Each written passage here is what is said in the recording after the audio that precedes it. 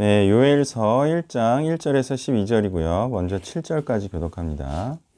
부두엘의 아들 요엘에게 임한 여호와의 말씀이라. 늙은 자들아 너희는 이것을 들을지어다. 땅의 모든 주민들아 너희는 귀를 기울일지어다. 너희의 날에나 너희 조상들의 날에 이런 일이 있었느냐. 너희는 이 일을 너희 자녀에게 말하고 너희 자녀는 자기 자녀에게 말하고 그 자녀는 후세에 말할 것이니라. 팥중이가 남긴 것을 메뚜기가 먹고 메뚜기가 남긴 것을 누치가 먹고 누치가 남긴 것을 황충이가 먹었도다. 취하는 자들아 너희는 깨어 울지어다. 포도주를 마시는 자들아 너희는 울지어다. 이는 단 포도주가 너희 입에서 끊어졌음이니.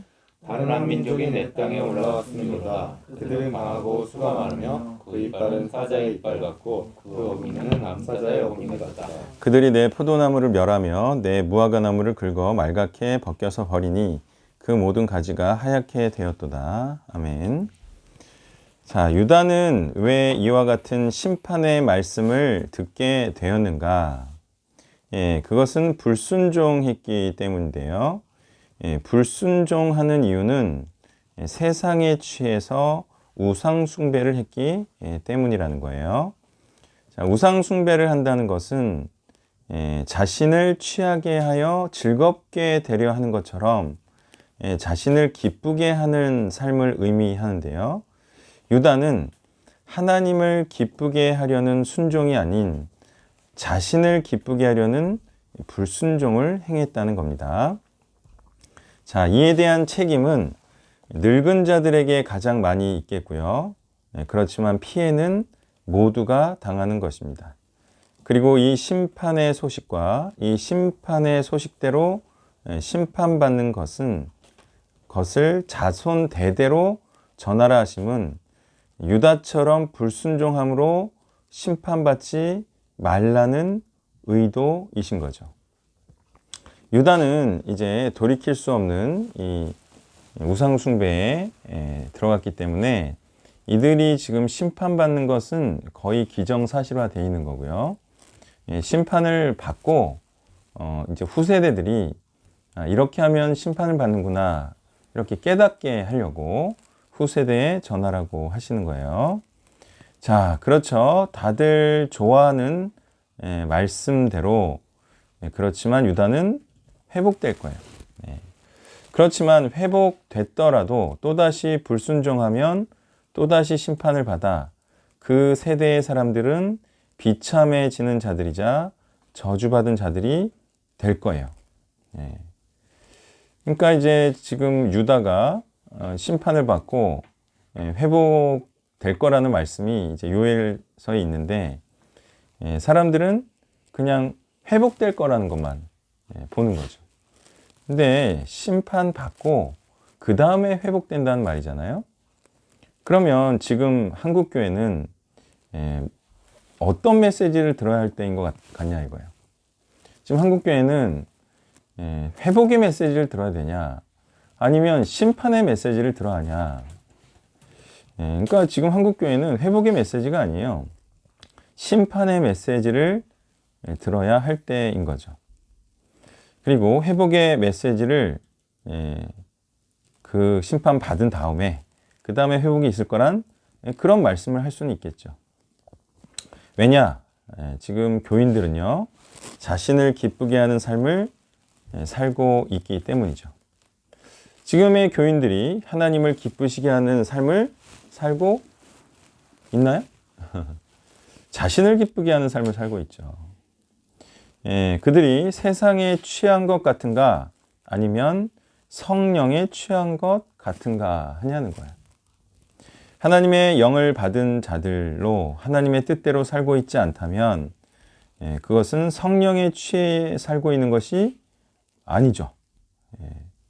자, 그러니까 지금 한국 교인들은 심판의 메시지를 들어야 하고요. 또 사역자들도 심판의 메시지를 해야 합니다. 자, 포도나무가 없어지고 무화과 나무가 쪼개지고 벗겨진다는 것은 하나님께서 주신 복이 걷어진다는 것을 의미함과 동시에 유다가 먹을 것이 없어 피폐하게 되고 즐거울 것이 없는 자가 됨을 의미하는 것입니다. 자, 이 같은 저주받음은 다른 민족의 침입에 의해 일어난다는 것인데요. 이 말은 다른 민족이 유다보다 강하기 때문에 가능한 일이에요. 자, 그러니까 약탈을 당하고 파괴를 당해서 저주를 받게 되는 것인데요. 그것은 저들보다 강하지 않으면 누가 뭐라 해도 저주를 받게 되는 거죠. 세상과 싸워 이길 정도가 아니면 세상 이론에 의해 파괴를 당해서 뿔뿔이 흩어지게 되는 겁니다. 자, 코로나 때 세상 이론은 모이지 말라고 했어요. 그리고 말라고 했는데 지금 이 말이 제가 세상법을 어기자는 말을 하는 것이 아니고요. 영상으로라도 모이기를 힘쓰고 뜻을 모아야 했습니다. 그런데 과연 교인들은 그랬냐는 거예요. 그냥 세상 이론이 모이지 말라 그러니 모이지 않았던 거죠. 그러면 누가 더 센 거예요? 세상 이론이 더 센 거예요. 하나님 말씀은 모이기를 힘쓰라 그랬어요. 그러면 육신은 모이지 못하더라도 마음은 모았어야 되는 거 아닙니까? 그러니까 이렇게 세상 이론에 지면요, 그것은 약탈을 당할 수밖에 없어요. 파괴를 당할 수밖에 없어요. 교회가. 그때 떠난 자들은 세상 이론보다 약한 자들이라 패배하고 저주받을 자들이 된 거죠. 세상 이론에는 사람을 잘 대해줘서 사람들을 모으자라는 이론도 있습니까? 세상 이론이란 그런 거죠. 사람한테 잘해줘서 사람들을 위주로 섬겨서 사람을 많이 모아서 이제 인원수로, 투표수로 이겨보자. 이게 이제 세상 이론이잖아요. 자, 그런데 그렇게 모으는 것까지는 좋은데요. 말씀이 들어가야 하나님과 함께 즐거워할 수 있는 것이 아니겠습니까? 그러니까 사람만 모은다고 해서 하나님께서 기뻐하시는 그런 모임이 될 수가 없잖아요. 말씀이 있고 또 말씀을 전하고 또 말씀을 받아들이게 해야 그게 하나님께서 함께 기뻐하는 거죠. 그러니까 케어만 하고 말씀이 들어가지 않는 것도 세상 이론에 패배한 거예요. 세상 이론은 모아서 그 다음에 이제 말씀이 없죠. 그러면 하나님의 모임은 모은 다음에 말씀이 있고 또 말씀을 받아들이게 해야죠.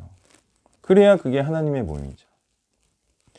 어찌하건 말씀을 집어넣어 말씀이 들어간 성령 있는 자들로 똘똘 뭉쳐야 세상에 패배하지 않고 하나님의 나라를 유지할 수가 있는 것이죠. 떠나는 자들이 다 세상 이론과 같은 주장을 하며 떠나는 겁니다. 자, 억울한 게요. 우리만큼 다른 사람들에게 잘해주는 그런 단체나 사람 있으면 나와보라 그래요. 근데 우리 단체가 마치 잘 안 해주는 것처럼 여겨진 이유는 말씀이 심판의 말씀이라서 그렇죠. 잘해주기는 뭐 우리보다 잘해주는 사람이 어디 있어요. 8절부터 12절을 교독합니다. 너희는 처녀가 어렸을 때 약혼한 남자로 말미암아 굵은 배를 동이고 애곡함 같이 할지어다. 소재와 전제가 여호와의 성전에서 끊어졌고 여호와께 수종드는 제사장은 슬퍼하도다. 밭이 황무하고 토지가 마르니 곡식이 떨어지며 새 포도주가 말랐고 기름이 다하였도다. 농부들아 너희는 부끄러워할지어다. 포도원을 가꾸는 자들아 곡할지어다. 이는 비위가 고리 때문이라 밭의 소산이 다 없어졌습니다. 포도나무가 시들었고 무화과 나무가 말랐으며 석류나무와 대추나무와 사과나무와 밭의 모든 나무가 다 시들었으니 이러므로 사람의 즐거움이 말랐도다. 아멘. 자, 유다의 지금 상황이 막 결혼하자마자 남편이 죽은 것처럼 슬퍼하고 애곡해야 하는 상황이라는 거예요. 자, 이거는요, 정말 이런 일이 일어날 거라는 말씀이고요. 또 자신을 기쁘게 하는 삶을 산 대가는 즐거울 것이 없는 운명을 맞이하게 된다는 것입니다. 자, 즐거우려면 반드시 뭐가 있어야 되냐? 일한 대로의 결실이 있어야 하는데 제사 때 쓸 재물도 없을 지경에 이른다는 거예요. 이 말은 곧 재물을 하나님께 드리지 못하는 것이 곧 저주라는 건데요. 자신을 하나님께 드리는 재물 대기, 즉 헌신을 하고 싶어도 사역 대상자가 없어서 헌신하지 못하는 이 시대가 바로 저주받은 시대인 거죠. 헌신하고 싶어도 교인이 있어야 뭘 할 거 아닙니까?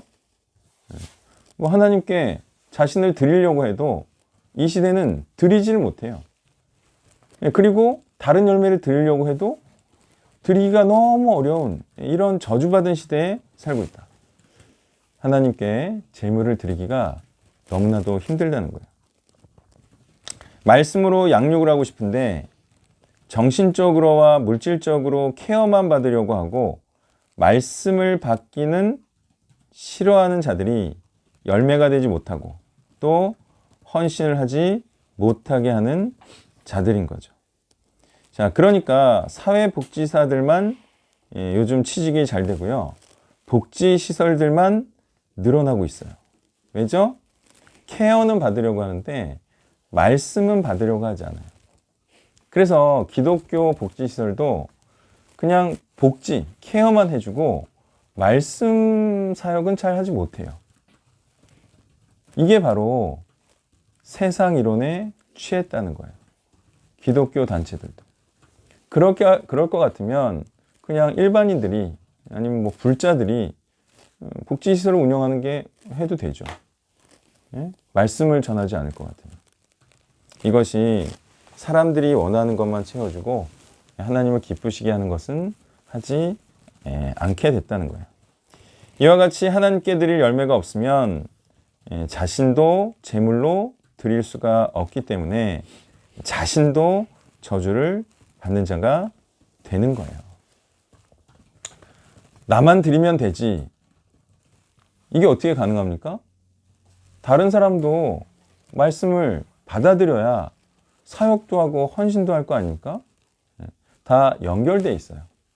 나만 제물 드리기 이게 불가능합니다. 다른 사람도 제물이 될 자들이 있어야 돼요. 그래야 나도 제물로 드리는 거죠.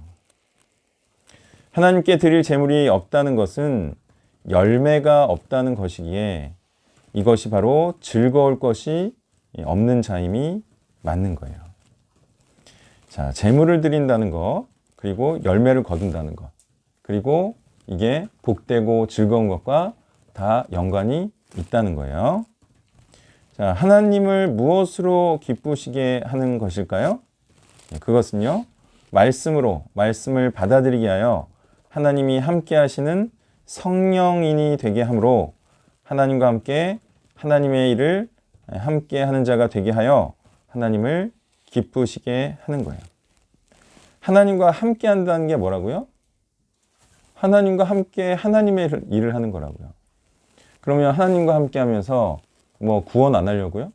하나님과 함께 하나님의 영이 임했는데 구원의 일을 안 한다고요? 그거는 성경과 완전히 다른 얘기잖아요. 사사기도 하나님의 영이 임하니까 구원의 일을 하는 거죠. 자, 그래서 이 성령이 임했다라는 것은 하나님이 함께 하는 자라는 거잖아요. 그러면 성령을 받았다는 것은 하나님의 일을 하는 자가 됐다는 것이고 그것이 하나님께서 기뻐하신다는 거예요. 하나님께서는 하나님의 동역자가 되는 것을 기뻐하십니다. 그래서 열매로 안다는 것은 어떤 의미냐? 하나님께서 열매를 보시고 기뻐하신다는 뜻이에요. 그냥 열매가 있나 없나 보고 그걸 너를 평가하겠다 이 말이 아니라 열매가 나면 하나님께서 기뻐하신다. 그래서 그 사람을 인정해 준다. 이런 의미죠. 단순한 의미가 아닙니다. 말씀을 정리하면요. 자신의 선한 언행만으로 하나님께 열매를 드렸다고 할 수는 없는 것은요. 모든 자들에게는 빈손은 있기 때문이에요. 아니 빈손은 다 있잖아요. 자기 자신이 없는 사람이 어디 있어요. 그러니까 빈손으로 나아가면 안 되는 거죠. 그래서 이 열매는 자신을 드린다는 것이 아니라 다른 사람도 내가 손에 쥐고 그것을 하나님께 드리게 한다는 거죠. 이 달란트 비유도 그렇잖아요. 뭐예요? 한 달란트 줬는데 한 달란트만 남기면 그거는 열매가 없는 거예요. 다시 말해 자신과 같은 달란트를 남기지 않는 자들이 바로 열매 없는 자들이라는 거예요. 네, 이 메시지 주세요. 월요일 자본입니다. 사사기 21장 1절부터 12절까지를 한꺼번에 교독하겠습니다. 이스라엘 사람들이 미스바에서 맹세하여 이르기를 우리 중에 누구든지 딸을 베냐민 사람에게 아내로 주지 아니하리라 하였더라. 백성이 베델에 이르러 거기서 저녁까지 하나님 앞에 앉아서 큰 소리로 울며 이르되 이스라엘의 하나님 여호와여 어찌하여 이스라엘에 이런 일이 생겨서 오늘 이스라엘 중에 한 지파가 없어지게 하시나이까 하더니 이튿날에 백성이 일찍 일어나 거기서 한 제단을 쌓고 번제와 화목제를 드렸더라. 이스라엘 자손이 이르되 이스라엘 온 지파 중에 총회와 함께하여 여호와 앞에 올라오지 아니한 자가 누구냐 하니 이는 그들이 크게 맹세하기를 미스바에 와서 여호와 앞에 이르지 아니하는 자는 반드시 죽일 것이라 하였습니다. 이스라엘 자손이 그들의 형제 베냐민을 위하여 뉘우쳐 이르되 오늘 이스라엘 중에 한 지파가 끊어졌도다. 그 남은 자들에게 우리가 어떻게 하면 아내를 얻게 하리요? 우리가 전에 여호와로 맹세하여 우리의 딸을 그들의 아내로 주지 아니하리라 하였도다. 또 이르되 이스라엘 지파 중 미스바에 올라와서 여호와께 이르지 아니한 자가 누구냐 하고 본즉 야베스 길라앗에서는 한 사람도 진영에 이르러 총회에 참여하지 아니하니 백성을 계수할 때 야베스 길르앗 주민이 하나도 거기 없음을 보았습니다. 회중이 큰 용사 12,000명을 그리로 보내며 그들에게 명령하여 이르되 가서 야베스 길라앗 주민과 부녀와 어린아이를 칼날로 치라. 너희가 행할 일은 모든 남자 및 남자와 잔여자를 분멸하여 바칠 것이니라 하였더라. 그들이 야베스 길라앗 주민 중에서 젊은 처녀 400명을 얻었으니 이는 아직 남자와 동침한 일이 없어 남자를 알지 못하는 자 그들을 실로 진영으로 데려오니 그곳은 가나안 땅이더라. 아멘. 일단은 사사기 20장 21장을 딱 보면서 의아한 점이 있는데 사건 배경을 모르면은 베냐민 지파가 일방적으로 잘못을 한 것처럼 보입니다. 그래서 3절에 보니까 한 지파가 없어지게 하시나이까 라는 말을 하죠. 거의 진멸되기에 이르렀다는 뜻입니다. 그리고 여기에서 이 지파 사람에게 아내를 주지 않겠다고까지 하는 것은 베냐민 지파를 거의 이방인 지파와 같이 여기겠다는 뜻이죠. 그런데 이 사사기 21장까지 끝나도록 한 이 사건의 발단은 레위인과 이스라엘 공동체 전체의 잘못에서부터 시작된 것인데 그것에 대한 책망과 회개는 없습니다. 6절에서 형제 베냐민을 위하여 뉘우치는데 이것도 전체 맥락으로 볼 때 근원적인 레위인과 이스라엘 공동체 전체의 영적 타락을 회개하는 게 아니라 근본 사건에서 베냐민 지파에 대해서 지나치게 강경 정책을 써서 한 지파를 멸절에 이르게 한 사건에 대한 회개의 가능성이 높습니다. 그래서 근본적으로 본래적 이스라엘의 타락, 레위인의 타락에 대해서 포커스가 없는 거죠. 이 사건의 발달이 레위인이었잖아요. 그래서 공동체가 이 사건이 어디에서 왜 발생했는지에 대해 원인 파악을 못하는 건 거죠. 레위인이 첩과 결혼했다는 건 잘못된 것이고 자신의 성전 직분에 충실하지 않고 행음한 첩을 위로하러 가겠다고 장인어른 집에서 계속 먹고 마시면서 인생을 탕진하고 있지 않습니까?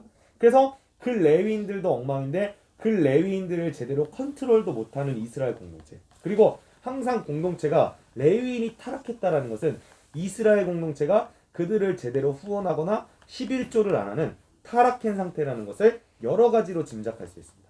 그렇다면 레위 지파를 중심으로 공동체가 영적 시스템이 무너진 것에 대한 회개부터 했어야 되지 않습니까? 그리고 이 레위인에 대해서 책임을 물어 치리하고 징계했어야죠. 그런데 그건 못합니다.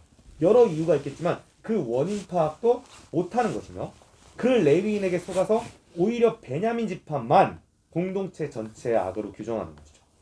베냐민 지파가 잘못을 했지만 이게 마치 가나안의 악한 민족들을 다루듯이 하고 있지 않습니까? 정확하게 예수님이 마태복음 7장에서 내게 있는 들보는 바라보지 못하면서 남의 티는 지적하고 있는 상태다라고 말씀하시죠. 그리고 마태복음 7장에서 이걸 뭐라고 하시냐면 외식하는 자다라고 설명하십니다.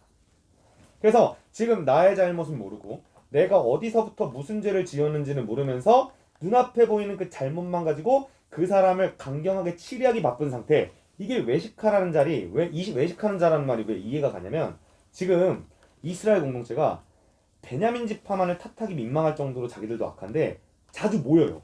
2절에 보니까 자주 모여서 큰 소리로 울지 않습니까? 그걸 기도하고요. 그리고 앞서서 이스라엘이 베냐민 지파를 진멸하는 전쟁을 할 때도 기도도 하고 하나님께 막 구합니다. 근데 전쟁 나갈 때마다 초반에 지지 않습니까? 엘리 제사장 있을 때도 사무엘상에 보면 엘리 제사장 아들들이 법궤를 앞세워서 전쟁을 하는데 지죠. 그러니까 이게 뭐냐면 내가 외식하는 상태고 나의 잘못을 돌아보지 못하는 상태면 아무리 말씀을 내세우는 척해도 아무리 모여서 예배해도 아무리 모여서 기도해도 아무 소용이 없는 겁니다. 4절에 보니까 제사도 드리죠. 아무런 의미가 없어요. 그래서 종교 의식으로 지금 치장할 게 아니라 내 삶을 근본적으로 바꾸고 돌이켜야 되는 거죠. 그러한 돌이킴과 회심이 없이 겉으로 보이는 종교 의식과 거룩해 보이는 모양만 가득 취하는 상태를 외식하는 상태다. 그리고 이러한 외식하는 상태는 나의 잘못과 영적 타락은 바라보지 못하고 남을 단죄하기 바쁘다. 이거에 대해서 우리가 인식을 해야 됩니다. 지금 교회가 많이 그러고 있는 것 같습니다. 더불어서 기도하고 울면서 번제와 화목제를 드렸는데 또 길르한 야베스를 쳐서 진멸하는 이상한 행태를 취합니다. 6절에서의 뉘우침은 아까 말씀드린 것처럼 베냐민 지파에 대해서 뉘우친 거라고 볼 수 있습니다. 근데 뉘우침의 이유가 잘못됐지만 어쨌든 뉘우쳤다고 가정해 보겠습니다. 그러면 중요한 게 아무리 처절한 마음으로 뉘우치는 척했든 뉘우쳤다 한들 그리고 번제와 화목제를 드렸다 한들 이후에 또 잘못된 판단을 하는 겁니다. 이게 의미가 없는 거예요. 뉘우치고 회개를 진하게 하면 올바른 것이냐, 베냐민 지파를 거의 멸절에 이르해놓고는 이후에 엉뚱하게 지파의 총회에 한 번 참여하지 않았다고 해서 길르한 야베스를 또 친다. 이거는 분별력이 없는 거죠. 말씀의 원리도 모르고.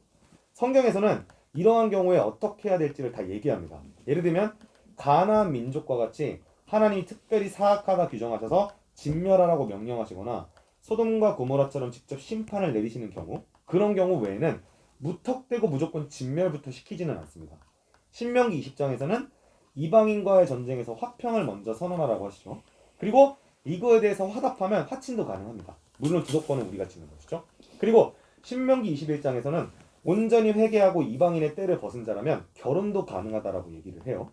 그런데 길르한 야베스는 요단 동쪽에 자리 잡은 므낫세 반지파 아닙니까? 이스라엘 민족이에요. 그래서 바로 이렇게 총회에 한번 참여하지 않았다고 해서 진멸한 명분은 성경 속에서는 없는 겁니다. 그 신앙이 조차던 드보라 사사조차도 전쟁에 참여하지 않은 자들에 대해서 책망과 저주 선포가 고작이었고, 물론 고작이란 말은 좀 그렇습니다. 그것도 굉장한 거였으니까요. 이후에 이스라엘이 타락할 때에도 여러 차례 권고를 거쳐서 회개케 하고 죄목에 따라 제사 규정도 다르고 죽여야 하는 경우도 출애굽기, 레위기, 신명기에 딱 정해져 있습니다. 그런데 적어도 이렇게 총회에 한번 참여하지 않았다는 이유로 죽이라는 성경의 근거는 없는 거예요. 그러니까 여기서 또 문제는 뭐냐면 아무리 회개를 진하게 해도 이후에 말씀을 모르고 컨텍스트도 모르고 분별력도 없으니까 또 이상한 행동을 하게 됩니다. 그래서 중요한 건요, 우리가 신중하고 사렵게 성경을 연구하고 성경 파악을 하고 말씀에 대해서 아는 태도를 갖추지 못하면 회개의 태도가 진한 것도 별로 소용이 없습니다. 이후에 똑똑하고 신중하지 않으면 어차피 또 죄를 짓게 되고 성경을 모르면 어차피 또 자기 소견에 옳은 대로 행동을 하겠죠. 제가 이거에 대해서 옥스포드라는 주석이 주의한 부분을 좀 참고해 보겠습니다. 길르한 야베스가 므낫세 반지파다 보니까 요셉 지파죠. 그래서 요셉 지파는 베냐민 지파하고 더불어서 라헬이라는 공동의 여자 조상을 가지는 친밀한 사이예요. 그렇게 되면은 팔이 안으로 굽을 수도 있고, 아니면 베냐민 지파에 포함되는 기브아를 자기들이 어떻게 해보려고 총회에 참석하지 않았던 것이라고도 볼 수 있다는 거예요. 물론 이게 100% 정확하지 않지만 어쨌든 길르한 야베스는 므낫세 반지파이기 때문에 베냐민 지파와 가깝기 때문에 거기서 베냐민과 관련된 무슨 일이 일어나서 총회에 참여하지 못했을 가능성도 크다는 거죠. 그러면 적어도 길르한 야베스를 단죄하기 전에 이러한 모든 상황과 맥락을 다 살펴보고 판단했어야 되는 거잖아요. 근데 그런 것도 없어요. 그러니까 말씀도 모르는데 그 상황을 다 들어보고 판단하는 분별력도 없고 신중함과 사려 깊음도 없고, 이러면 아무리 회개를 하거나 종교 의식을 내세우거나 아무런 소용이 없다는 겁니다. 자, 그럼 다음으로 공동체가 이렇게 말씀도 모르고 분별력도 없으면서 외식하고 단죄하기 바쁘게 되면 어떤 일이 일어나느냐? 원칙이 없는 거지 않습니까? 피해자들이 속출합니다. 먼저 첫 번째는 그 피해자 가운데 한 무리가 길르한 야베스, 그리고 거기에 속한 젊은 여인들이죠. 그 여인들은 베냐민 남자들과 강제로 결혼을 합니다. 이유는 간단하죠. 우리들이 베냐민 사람들과 결혼하지 않겠다고 했습니까요? 자, 이건 자기들이 어설프게 세운 원칙이니까 중간에 물을 수도 없는 거예요. 그러다 보니까 이 원칙을 어설프게 지키는 과정에서 길르한 야베스 여인들을 보쌈에다가 그 사람의 의사도 묻지 않고 마구잡이로 결혼을 시켜버립니다. 이렇게 되면 죽은 길르한 야베스 종족들은 무슨 책임이며 그 여인들을 키워낸 그 가족과 그 형제들은 무슨 죄가 있는 겁니까? 이거는 자기들이 원하는 남자와 결혼하지 못하는 하나님의 신앙 안에서 결혼이 맺어지지 않는 그런 과정을 겪게 되는 거고요. 이후에 사사기 21장 후반부도 비슷한 일을 또 겪습니다. 실로의 여인들은 더 교묘한 방법으로 보쌈을 당하죠. 이렇게 되면 이렇게 세워진 가정에 무슨 서로에 대한 비전과 신앙과 신뢰가 있겠습니까? 평생을 서로 원망하면서 살겠죠. 그리고 베냐민 지파는 이러면서 졸지에 완전히 잡지파가 되었어요. 철저히 망가진 거죠. 공동체가 막무가내이고 원칙이 없으면 이런 피해자들이 생겨나게 됩니다. 성경 속의 베냐민은 사실 항상 약자였거든요. 막내로 태어났죠. 어머니 라헬은 그 과정에 죽었죠. 요셉에서 애굽에게 잡혀있을 때에도 도둑 누명을 썼었죠. 영토 분배도 거의 못 받고 베냐민 파 출신의 왕의 그나마 손자였던 무비보셋은 절름발이었잖아요. 근데 이 베냐민이 야곱 때에 용사가 될 거라고 예언을 받았어요. 그리고 그 불쌍하고 안타까운 처지에 있는 베냐민을 용사로 바꿨던 게 유다 지파입니다. 베냐민이 은잔을 훔쳤다는 누명을 썼을 때도 유다가 나서서 대신 종이 되겠다고 했었고요. 무비보셋에게 기업을 주고 은혜를 베푼 것도 유다 지파 출신의 다윗 왕이었고요. 그리고 이스라엘이 남과 북으로 갈라질 때도 남유다에 속했던 지파 두 개가 유다하고 베냐민이었습니다. 그래서 역대상에 유다 지파의 용맹하고 용감한 용사들은 다 베냐민 사람들이에요. 그러니까 공동체가 원칙을 세우고 말씀을 잘 세우게 되면 어떤 경우에는 베냐민이나 길르한 야베스 같은 자들을 용사나 훈련된 자로 세울 수 있는 것이고, 원칙과 말씀이 없고 겉으로 외식과 회개만 반복하고 있다면 그런 베냐민이나 길르한 야베스 같은 자들을 망치게 됩니다. 그래서 공동체가 원칙이나 정리된 것들이 없으면 이렇게 영혼들, 우리가 소속된 자들을 망치고 더 망가뜨리는 결과가 나올 수 있습니다. 오늘 본문을 통해서 겉으로 보여지는 종교의식, 회개 태도가 얼마나 진한가, 얼마나 울고보고 난리치냐는 전혀 중요하지 않다. 중요한 건 말씀을 제대로 알고 원칙을 세우고 본인들이 지금 근원적으로 타락했다는 걸 먼저 돌아볼 줄 알고, 그 다음에 베냐민과 길르한 야베스를 어떻게 세워나가고 그들을 훈련시키고 어떻게 그들 안에 하나님의 백성을 다시 세워나갈 것인가, 그런 것들을 신중하게 고민할 때에 우리의 종교 행위들이 다 의미가 있는 것입니다. 네. 자, 이스라엘이 이 자신들의 그 전체적인 타락과 죄악은 보지 못하고 소위 기브온 성읍 사람과 베냐민 지파의 이 잘못과 타락을 주로 보고 있다. 그러니까 이제 사람들이 보통 다 그래요. 자신의 죄는 보지 않고 남의 죄에는 굉장한 비난을 일삼는 그런 현상을 쉽게 볼 수가 있는데요. 왜 그럴까요? 이게 중요하겠죠. 왜 자신의 죄악은 잘 보지 못하고 남의 죄악에 대해서는 굉장히 관심들을 갖고 비난을 잘하고 또 말들을 많이 해요. 그죠? 왜 그럴까요?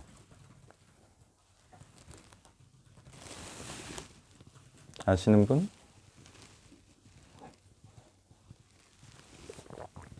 다 그럴 만한 이유가 있는 거예요. 그죠? 네, 그 이유가 뭐예요? 자기도 똑같은데 저 사람이 같은 죄를 지었기 때문에 막 죽일 듯이 비난하는 거예요? 똑같은 죄인인데? 그렇다고 생각하지 않습니다. 그러면 똑같은 죄인이에요? 비난할 때 우리가 이제 다른 죄인을 비난할 때 똑같은 죄인이에요? 좀 다른 죄인이에요? 다른 죄인. 다른 죄인이죠. 이스라엘 사람들이 기브온 성읍 사람처럼 타락했습니까? 아니니까 비난하죠. 무슨 얘기예요? 너보단 낫다 이거죠. 그러니까 상대보다 나으면 비난하는 거야. 맞나요? 너는 더 죄인이다 이런 거죠. 그러니까 비난하는 거예요.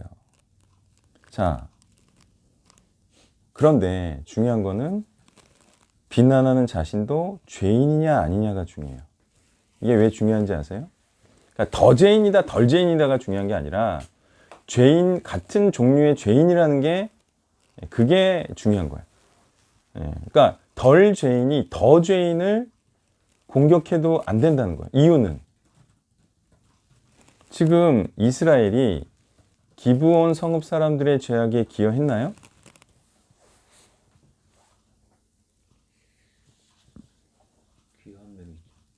기여했죠.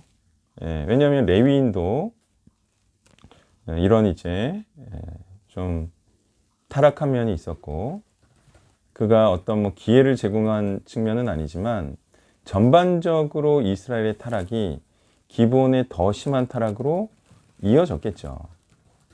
다시 말해서 죄인은요, 본인도 타락에 기여한 것이 맞기 때문에 그렇게 죽일 듯이 비판을 할 수가 없어요. 왜? 자기도 그 죄악에 참여하고 기여한 사람이에요. 무슨 얘기냐? 그런 심한 죄악으로 나아가게끔 그도 분위기라도 조성한 거예요. 분위기라도. 예를 들어 줄게요. 죄인들은 심한 죄인이든 심하지 않은 죄인이든 자기와 자기의 가족들을 위해 살아도 되는 것처럼 그렇게 분위기 조성을 했나요? 그렇죠. 그러니까 그게 심해지면 살인과 강도와 강간으로 가는 거지만 자기를 위해서 사는 삶을 살아도 된다라고 만연시켰잖아요. 거기에 그 어떤 죄인도 기여를 한 거예요.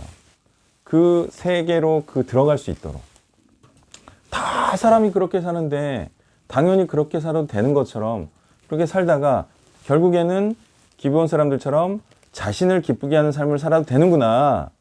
이 길로 열어준 거죠. 여러 얕은 죄인들이. 그렇기 때문에 이런 식의 비난도 사실은 자격이 없는 거예요.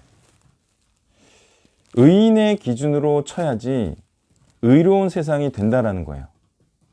자, 지금 이 사람들은 죄를 없애려고 하는 거예요. 근데 문제는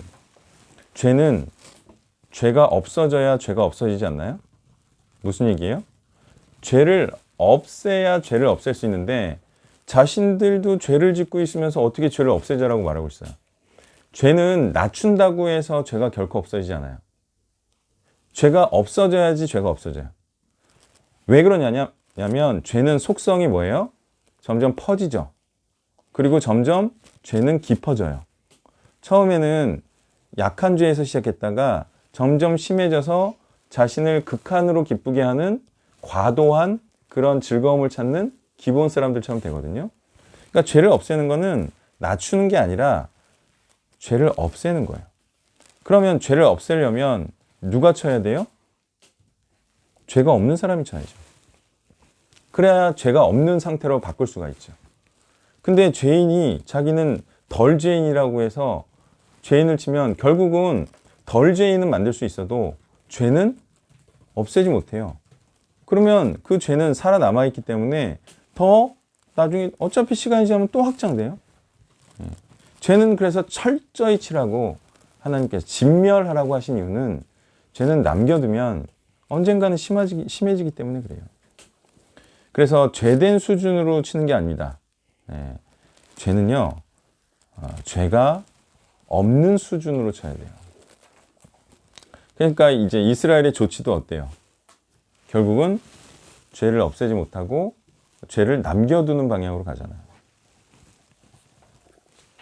자, 그리고 중요한 게 뭐예요? 죄를 없애는 게 사실 중요한 게 아니죠.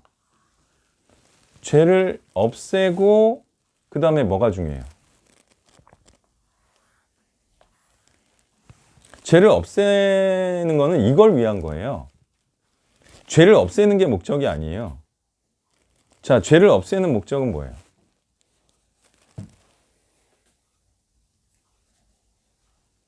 죄만 없으면 됩니까? 이제 죄만 없고 그러면 가만히 있으면 되겠네? 어때요? 아니, 죄를 안 짓는다고, 죄를 안 지으려고 가만히 있으면 되잖아요. 그러니까 죄를 안 짓는 게 중요한 게 아니에요. 뭐가 중요해요? 의를 확장시키는 거예요. 죄를 짓지 말고 뭘 하라는 거예요? 하나님의 의를 행하라죠. 아니, 하나님의 의를 행하게 하기 위해서 죄를 짓지 말라는 거예요. 근데 지금 이 이스라엘 사람들은 뭐냐면 그냥 죄만 없애려는 의도에 아니에요. 아니, 뭐 의인으로 만들려는 의도가 없어. 그걸 하지 말고 이걸 해라, 이게 없죠. 왜? 이들도 의인이 아니기 때문에 의의를 제시할 수가 없어요. 그냥 죄만 없애려는 거죠.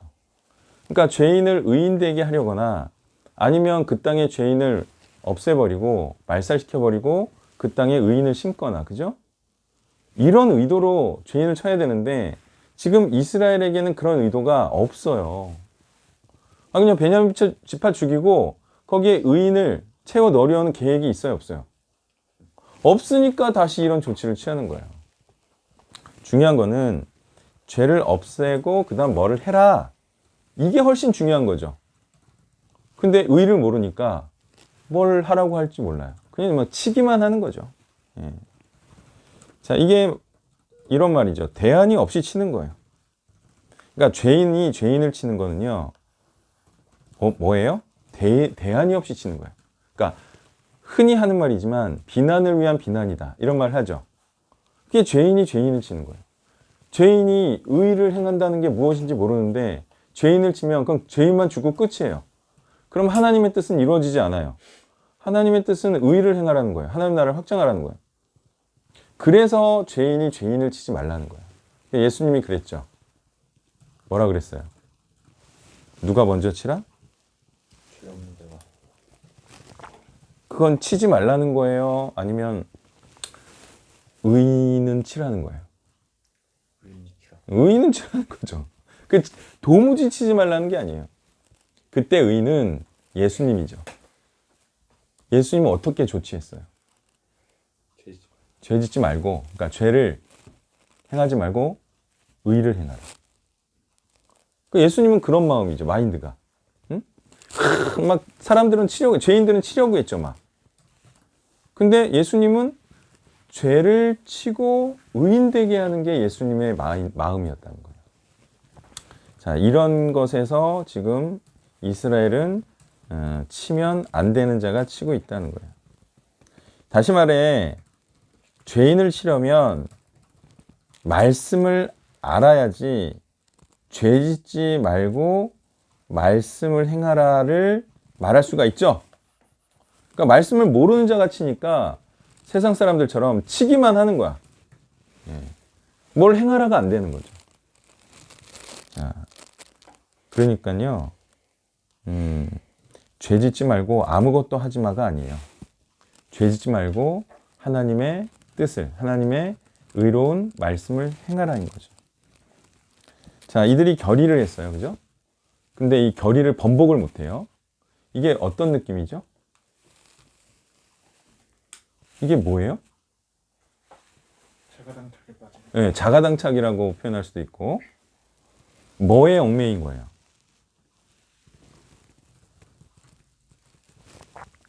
자기가 뭐에 얽매인 거예요?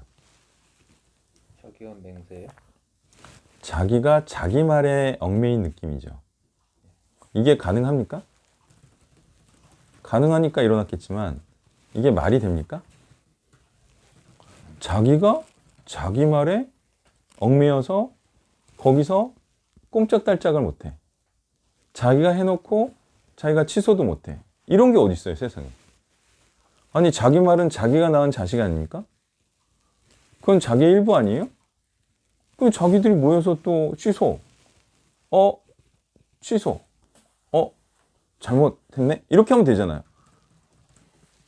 왜 이걸 못해? 뭔가 착각하고 있는 거죠. 이게 뭐라고? 이게 자기 위에 있다고 착각하고 있는 거죠. 근데 사람이요, 자기 말 아래에 있을 수가 없습니다. 그죠? 왕이 칙령을 공포하고 그 칙령에 얽매일 수 있어요, 없어요? 없죠. 자기가 낳은 자식인데 자기 자식한테 뭐가 얽매여요? 그럼 바보나 그러는 거지. 바보나 지가 한 말에 지가 얽매이는 거지. 자기가 컨트롤할 수 있어요, 없어요? 자기 말을. 왜 취소를 못해? 근데 취소를 못한 이유는 뭐예요? 저기 위에 있다. 이게 하나님의 말씀이라고 생각하는 거예요.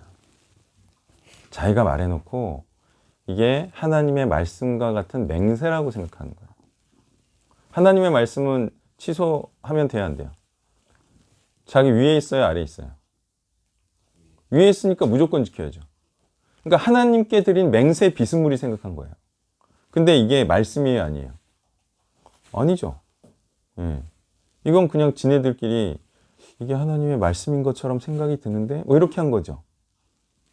그러니까 이게 하나님께 맹세했다고 생각하는 거예요. 사실 하나님께 드리는 맹세는 하나님의 말씀에 부합하는 것만이 하나님께 드리는 맹세죠. 또 하나님을 위한 맹세가 맹세인 거죠. 근데 죄인이 하나님께 뭐 언약 관계가 될 수가 있나요? 그 자체가 불가능합니다. 맹세 자체가 불가능해요. 왜? 죄인이 하나님께 맹세라면 그거는 죄인을 위한 게 될 거잖아요. 자신들을 위한 게 될 거잖아요. 그런 맹세는 안 받아줍니다, 하나님께서. 근데 자신들이 자기 마음대로 우리는 하나님과 언약을 맺었다. 그래서 이 언약은 반드시 지켜야 된다. 이런 꼴이 된 거죠. 다시 말해 자신의 생각과 뜻을 하나님의 뜻으로 여기고 그것을 지키는 자들, 우상 숭배자들의 모습을 보고 있다는 거예요. 그래서 이러나 저러나 말씀을 알지 못하면 누구를 이렇게 책망할 수도 없고요. 그리고 무엇을 지키겠다 스스로 약속을 할 수도 없어요. 다짐도 할 수가 없어요. 그런 다짐들이 다 지금 이상한 서원을 하고 그 서원을 지키려고 인생을 다 쓰고 또 그걸 지켰다고 해서 하나님과 언약을 말씀을 지킨 것으로 들 생각하고 있죠. 열심히 자기 꿈을 위해서 살다가 그것을 하나님께 서원했다라고 생각을 하고 그걸 지키고 나서 하나님께서 기뻐하시는 줄 알아. 지금 그런 현상들이 다 일어나고 있잖아요. 말씀을 모르니까. 말씀은요, 그 분야에서 네가 성공하라는 게 아니에요. 하나님의 말씀은요, 하나님의 말씀을 전하고 가르쳐서 하나님을 닮은 자를 만들어내라. 성령을 집어넣어라. 응? 말씀으로 제자를 삼는 양육 사역을 해라. 이게 하나님의 말씀이라고요. 자기 마음대로 하나님의 말씀을 정하고 그걸 지키고 또 하나님께서 기뻐하시는 줄 알고 그런 말씀에 무지한 그런 세대라는 것이죠. 네, 시작해 주세요. 오늘 본문입니다. 요엘서 1장 11절에 농부들아 너희는 부끄러워할지어다 라고 써 있습니다. 히브리어로는 야베쉬의 히필 명령형 복수입니다. 그러니까 마르다, 시들다라는, 그러니까 시들어라, 말라버려라 이런 뜻입니다. 근데 이제 그 평행구가 그 포도원을 바꾼 자를 곡할지어다 이 말입니다. 결국 이들이 농부들이 열심히 일을 해서 그 맺은 열매가 시들어 버리면 너희들도 그 곡식들처럼 너희들도 시들어 버려라, 시들어 버릴 것이다라는 거죠. 저희가 말하는 열매론과도 많이 그 연결이 되는 부분인데, 내가 열심히 일해서 맺은 소산이 시들어 버리면, 그러니까 하나님께 드릴 말하지 못하면 나도 시들어 버릴 것이다, 이런 의미로 봤습니다. 이상. 자, 이게 지금 열매가 없어질 것이다, 열매를 얻지 못할 것이다 이런 뜻이거든요. 그럼 사람이 열매가 없으면 어떻게 되냐? 그거야말로 그냥 망한 거죠. 그러니까 여기서 말하려고 하는 건 열매가 없으면 즐거워할 수 없다. 열매가 없으면 슬퍼할 수밖에 없다. 이 말을 하는 거예요. 자, 그러면 이거는 이제 일한 결과잖아요. 일한 결과. 그래서 사람이 뭐 한 달, 1년 일을 했어요. 그러면 세상 사람들의 결실은 뭐예요? 돈이죠, 돈. 근데 일만 막 엄청나게 하고 돈을 못 벌면 그 사람은 어떻게 해야 돼요? 어떻게 하는 게 맞아요? 슬퍼하면서 슬퍼하고 자신이 가난하게 되고 즐거워할 게 없는 사람이 되는 게 맞죠.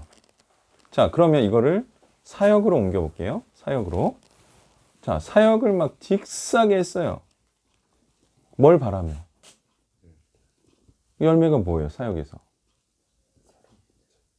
사람 아니에요, 사람? 혹시 헌금인가요, 헌금? 응? 그 요즘 뭐 헌금 얻으려고 사역하는 경우도 많은데, 근데 헌금으로는 천국에 못 가는 게 맞죠. 그러면 사람을 천국 가게 하는 건 그 사람이 헌금 내게 하는 게 아니라는 결론에 이르러요. 헌금 내는 정도로 사람을 이제 세우면 그건 그 사람을 천국 가게 하는 건 아니야. 그럼 헌금보다 위가 뭐 있어요? 그건 하나밖에 없죠. 건물인가요? 건물도 돈이죠. 건물로도 못 가요. 그죠? 돈으로도 못 가요. 건물로도 못 가요. 그럼 건물 위는 하나밖에 없어. 이 세상에. 그게 뭐예요? 사람이죠. 사람을 얻는 게 사역하는 사람들은 결실이에요. 그러니까 사역하는 사람들이 이 소위 하나님의 말씀을 받아들인 성령이 있는 자를 만들지 못하면 그는 슬퍼해야 되는 게 맞죠. 그러니까 열매라는 것을 뒤틀어 가지고 그냥 선한 성품 또는 그 사람이 하나님의 일을 하는 것, 그 정도로 얘기하고 있는데, 아니 그렇게 사역하는 게 사역 열심히 하고 아무것도 없는 거 아닌가요? 왜 그걸 모르냐 이거예요. 근데 왜 그런 말을 해요?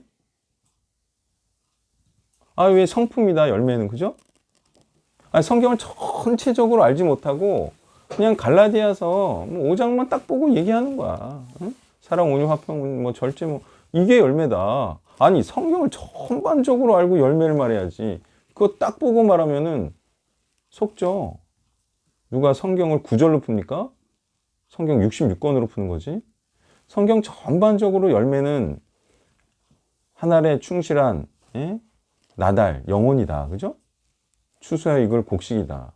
이렇게 말하고 있는데 이거는 모르고 그냥 그 구절만 보고 그런 성품이다.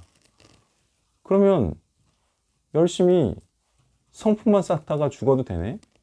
그러면 기쁘네? 평생 사역했는데?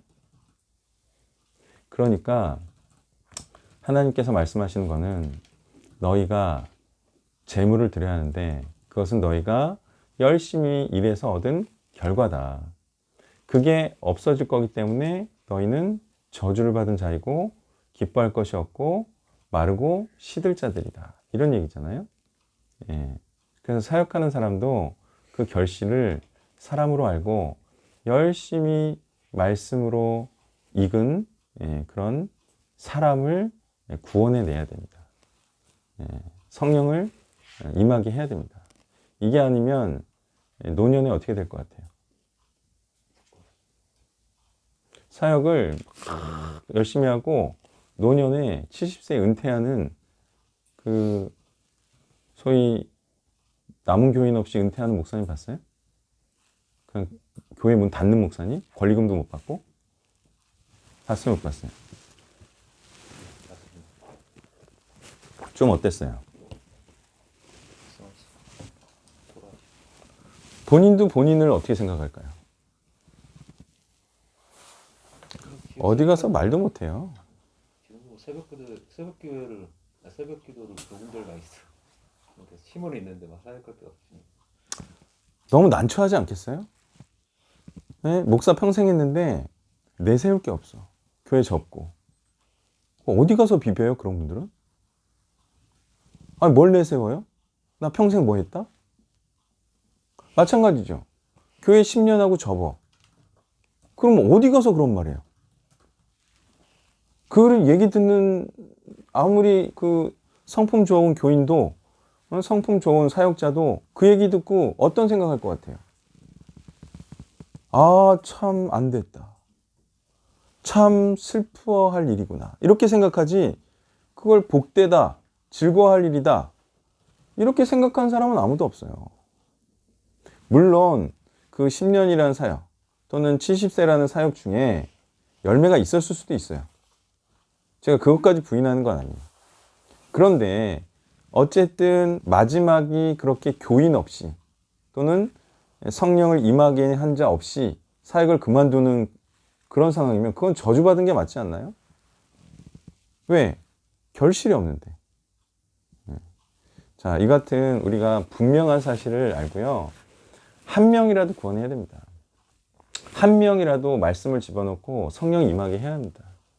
그래야 하나님의 나라가 확장되고, 그래야 죄인을 의인되게 한 것이고, 또 이 하나님의 나라가 이어지지 않을까요? 남기지 않으면 이어지지가 않아요.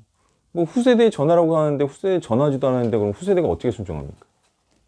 그래도 말씀을 알고 또 말씀을 대를 이어서 전할 자를 만들어내야 이 하나님의 나라가 대대로 유지될 거 아니에요. 참 무책임하게 있잖아요. 애도 안 낳고 대한민국에서 죽는 사람이 있나요? 오늘도 봤어. 오늘도 나랑 동갑인데 결혼을 못했어. 이거 뭐 그래도 됩니까? 대한민국에서 태어나서 대한민국 지금 인구가 줄고 있는데 망해요, 망해. 응? 대한민국은 그렇다고 쳐. 어떻게 할 거예요? 대한민국은. 아니, 대한민국이 아니라 하나님의 나라는. 아, 대한민국은 그렇다 쳐요. 영원한 나라가 아니니까. 어차피 뭐, 예수님 오실 때 망하니까. 뭐 우리가 대한민국 걱정하게 생겼나요? 하나님 나라 걱정하게 생겼지? 영적인 후손은 만들어내야지. 영적인 후손은. 응? 그거 안 만들고 뭐 구원받는다. 누가? 어떻게? 전쟁 중인데. 애도 안 낳고 전쟁하려고요? 그러니까 이게 당연한 얘기입니다. 응? 누구 하나 구원 못 시키고 죽어도 구원받는다. 아, 이게 현실적으로 안 돼요. 그게. 하나님이 해주고 싶어도 그건 안 돼. 아, 현실이 그런데 뭐. 누가 있잖아요. 자기 회사 망하고 있는데, 응? 누구 불쌍하다고 월급 계속 줍니까? 그건 못하는 거예요. 그거는 현실적으로 안 되는 거예요. 아무리 불쌍해도, 아무리 사랑이 많아도, 내가 망하게 생겼는데 어떻게 월급을 줍니까? 그런 정말 한심한, 좀, 나태한, 예, 정말 그냥 나는 아무것도 몰라요. 나는 그냥 하나님이 좋으신 분이에요. 아유, 너무 한가한 거 아닙니까, 진짜? 예? 전쟁 중인데? 하나님이 패배하시냐, 승리하시냐, 이 전쟁 중에 그런 한가한 소리 할 게 아니에요. 그렇게 참 좋은 세상이면 좋겠네. 펑펑 놀고요. 펑펑 놀고 우리나라 그냥 잘 살면 좋겠네. 여러분도 그래요, 안 그래요? 펑펑 놀고 있잖아요. 그냥 우리나라 하와이 됩시다. 일 안 하고, 에? 월급 딱딱 나오고, 그럼 파라다이스 되면 좋겠네. 아, 저도 원해요. 근데 그런 나라가 있냐 이거예요. 무의도식 하면서. 죽도록 열심히 일 안 하면서. 그 나라가 어떻게 발전합니까? 하나님 나라도 마찬가지예요. 나를 잊고 하나님의 나라를 위해 충성하고 헌신할 때 하나님 나라가 잘 되는 거예요. 그죠? 우리나라도 어떻게 잘 됐어요? 대한민국을 위해서 몸과 또 가족도 희생시켜가며 그렇게 사우디 가서 일하고 그래서 또 베트남 가서 전쟁하고 그래서 월급 보내고 그래서 잘 된 거 아닙니까? 그죠? 그런 거죠. 헌신하고 충성돼야 그래야 가는 거예요. 가리시면 안 돼요. 자, 그 다음에 저는 화요일 건데요. 아, 이게 이제 네. 발표는 정의원만 할 수 있고 네. 예, 정의원 되는 절차가 있어요. 네. 예, 그래서 이제 그런 거를 알려주셔야 돼요. 네. 네. 들었는데 그 다음이라고 하셔가지고. 네. 네, 죄송해요. 당황해서. 네. 그래서 이제 이제 뭐 1주차, 2주차 이런 게 있는데 혹시 이제 발표를 하고 싶으면 예, 그런 과정을 밟으면 됩니다. 네, 그 다음에 이제요. 네, 저는 화요일자 23절, 24절을 보면서 그 베냐민의 그 지파 일이 해결이 되고 이런 해결이 이렇게 잘 된 것이다라고 보기는 어렵지만 어쨌든 이렇게 결국 해결이 돼서 그리고 자기 성읍을 만들고 끝에 보니까 다 이스라엘도 그냥 자기 성읍, 베냐민도 자기 성읍을 건축하고 살고 이스라엘 자손들도 그냥 다 돌아가서 잘 살았다 이런 끝이 나는 걸 좀 보면서 결국 이 모든 것들이 그냥 자기 성읍을 만들고 또 이스라엘을 유지만 하기 위해서 그냥 일어나고 버린 일이구나라는 걸 좀 보면서 결국 이거는 이스라엘의 진짜 하나님이 이스라엘을 건설한 목적을 결국 잃은 것이다 생각을 했습니다. 원래 이스라엘의 목적은 이 가나안 땅의 우상숭배자들을 치고 우상들을 다 치고 확장하고 넓히는 것이었는데 이제 이들에게 그것은 중요하지 않다. 그냥 이스라엘만 유지시키는 것으로만 끝이 났구나라는 걸 좀 봤습니다. 그래서 오늘날도 어떻게 보면 공동체나 교회에 좀 큰일이 있거나 좀 분열될 일이 있거나 해체가 되는 일이 있었는데 그 해결이 되면 그냥 다행이라고 생각하고 그냥 교회 문제가 해결되면 그걸 안도하고 그냥 막연하게 하나님이 세우신 교회는 이제 절대 분열되고 해체될 수 없다라고만 그냥 끝나는 경우가 많은데 진짜 중요한 것은 결국 그 교회가 해야 할 일이 무엇인지 그리고 성도들이 무엇을 해야 하는지에 대해서 그거 알지 않고 행하지 않으면 소용이 없다 이렇게 좀 보았어요. 네. 자, 이들은 이제 그 원래 죄악을 없애려고 베냐민 지파를 쳤어요. 근데 지금 이제 해결하는 방법을 보니까 이제 죄악은 어떻게 된 거죠? 원래 죄악을 없애려고 친 거잖아요. 또는 회개를 받아내려고 친 거잖아요. 근데 없죠. 그리고 나서 그냥 그 지파 그대로 다시 원상복구 하려는 걸 이제 목적으로 하고 있죠. 자, 왜 이런 현상이 일어나냐 이거예요.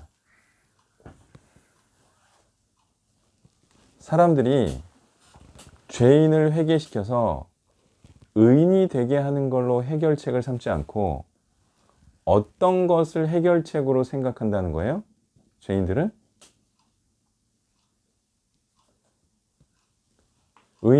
의인은 죄인이 의인되게 하는 게 목적이 있어요. 근데 죄인은 그 목적이 없기 때문에 어떻게 하는 것의 목적이냐?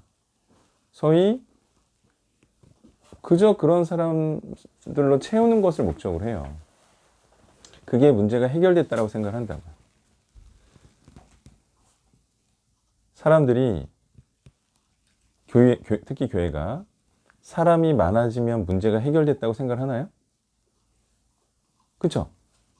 근데 의인은 그렇지 않아요. 의인은 사람 수 채우는 것으로는 만족치 않습니다. 의인은 의인으로 만들어야 만족과 기쁨이 있어요. 근데 대부분의 사람들은 사람들을 모으는 것만으로도 기쁨을 느껴요. 문제가 해결됐다고 생각합니다. 그러면 사람들이 왜 그렇게 사람 모으는 것을 좋아하느냐? 이 얘기를 해봐야 돼요. 왜 의인을 만드는 것을 좋아하지 않고 왜 사람을 모으고 사람을 채우는 것을 왜 그렇게 좋아하냐? 이유가 뭘까요?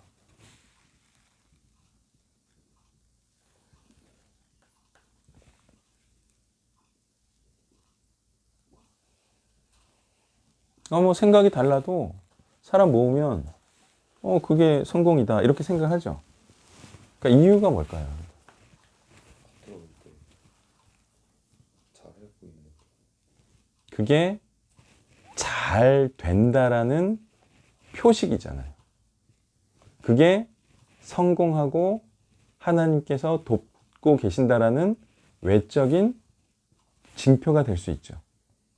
다시 말해서 본질을 추구하지 않는 거예요. 그냥 외적인 징표를 추구하는 거예요. 그렇게 해서 결국은 그렇게 짜들아 그저 그런 사람들 모아봤자 코로나 한번 터지면 또 싹 없어집니다. 네? 그냥 그렇게 쭉정이들만 모으면 그냥 기독교 욕먹을 때 또 싹 빠집니다. 응? 역시 그렇지 하면서 교회 나갔다가 교회에 실망하고 교회 욕하고 교회는 그저 그렇다 하면서 이제 교회 안 나가면서 기독교 비판하는 사람들 있어요 없어요? 있죠. 그런 사람들이 교회 나왔다가 안 나오고 이제는 뭐 교회 욕하고 기독교 욕하고 그런 사람들 되는 거야. 그런 사람들 모으려고 합니까? 그게 바로 숫자로 하나님께 인정받으려는 거예요. 자, 그러면 우리가 이런 생각을 품어야 됩니다. 사람이 없으면 아쉽죠? 그쵸? 사람이 없으면 분위기가 안 살죠. 사람이 없으면 실패한 것 같죠. 사람이 없으면 인정 못 받는 것 같죠. 사람들도 인정 안 해주는 것 같고 하나님도 인정 안 해주는 것 같죠. 그러니까 사람을 짜들어 모으고 싶은 그 유혹이 상당히 큰 거예요. 모아서 아주 그냥 성탄절도 한번 뽀지게 한번 하고 싶고 타조도 한 10마리 잡고 싶고, 그죠? 뭐 애들 막 까르르 웃는 소리도 막 울려 퍼지고 싶고, 그죠? 애들 재롱잔치도 보고 성도들과 함께 기뻐하면서 그런 유혹이 있다 이거예요. 특히 크리스마스 트리도 막 번쩍번쩍하고 10월 말쯤에 또 치우고 치우느라 또 힘들고 그런 이제 분위기, 사람이 그런 잔치 분위기를 굉장히 좋아합니다. 사람들이 그러잖아요. 나는 술을 좋아하지 않는데 술을 먹는 분위기가 좋다. 그게 뭐예요? 그게 기분 내는 거지. 사람들이 그런 기분 내는 걸 좋아한다고.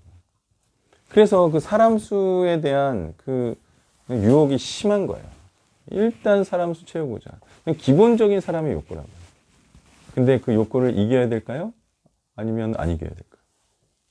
자, 뭘로 이길 수 있을 것 같아요? 그런 욕구를.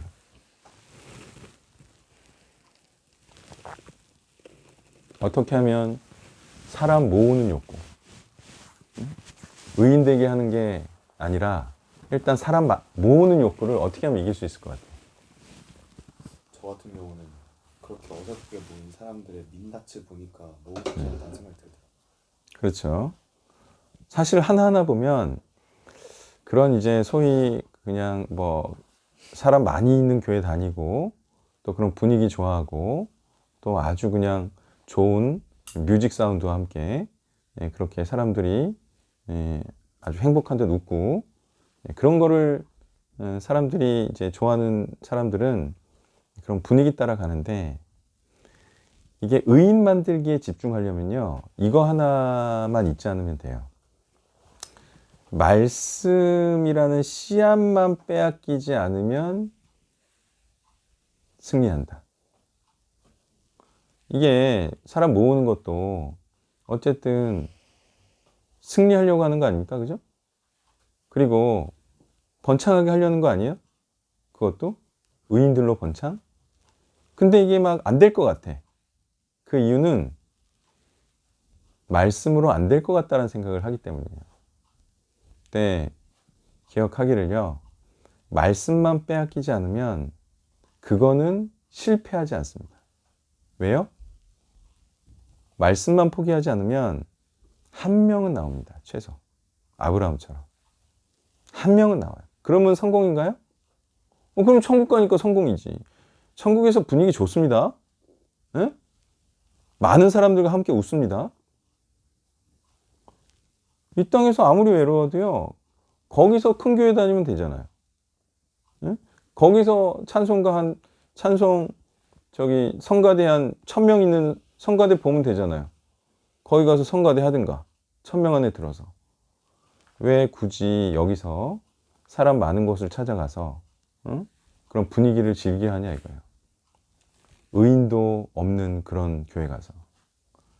자, 의인을 만드는 그런 말씀, 그 말씀만 포기하지 않으면 그는 결국에는 승리한다. 자, 이 사실을 기억하면 말씀은 빼앗기지 않을 거예요. 근데 사람 수에 현혹되고 사람 모으려고 생각하면 이 말씀이라는 씨앗을 빼앗길 거예요. 어떤 말씀이요? 의인을 만들려는 말씀. 이 말씀이 빼앗길 거예요. 그래서 결국은 헌신의 메시지를 하지 못하고 사람들 눈치를 보면서 사람들에게 맞는, 사람들이 좋아하는, 사람들이 거부하지 않을 만한 그런 말씀만 전파하다가 결국은 사람은 모을 수 있어도 의인은 만들어내지 못하는 그런 처참한 사역을 하게 될 거예요. 제가 오늘 이제 지하철 걸어 다니다가 생각이 들었는데, 만약에 제가 운이 나빠서 어디 뭐 중규모 교회 청빙을 받았으면 내가 어떻게 됐을까 이런 생각을 했어요. 네? 그냥 중규모 교회에 청빙 받아서 제가 거기서 살겠으면 내가 어떤 메시지를 했을까 이런 생각을 잠시 했어요. 어땠을 것 같아요? 기존 말씀이 있잖아요. 기존 말씀은 당연히 헌신하라는 메시지가 아니겠죠. 기존의 그 담임 목사님들은 헌신하라는 메시지를 싫어해요. 100명 중에 99명이 싫어해요. 헌신하라는 메시지를. 부교육자 해보면 알아요? 부교육자 해보면 알아. 헌신하라는 메시지를 하면 안 돼. 왜요? 성도들도 싫어하고 더 큰 문제가 있죠. 헌금이 안 들어오죠. 헌금 막 3, 40 하는 애들이 헌신하면은 큰일 나죠. 교회 재정에. 그리고 더 큰 문제는 헌신하면 안 될 사람이 헌신해. 그래서라도 하면 안 돼요. 그러니까 헌신하면 안 될 사람은 알아서 판단하고 헌신 안 해야 되잖아요. 근데 헌신하라고 하면 꼭 그런 사람이 헌신한다? 그러니까 이제 대놓고 그렇게 공개적으로 헌신하라는 메시지 하면 안 돼. 하나님 말씀대로 하면 안 돼. 그러니까 이런 여러 가지 이유로 못했을 것 같아요. 정말 하나님 말씀 그대로.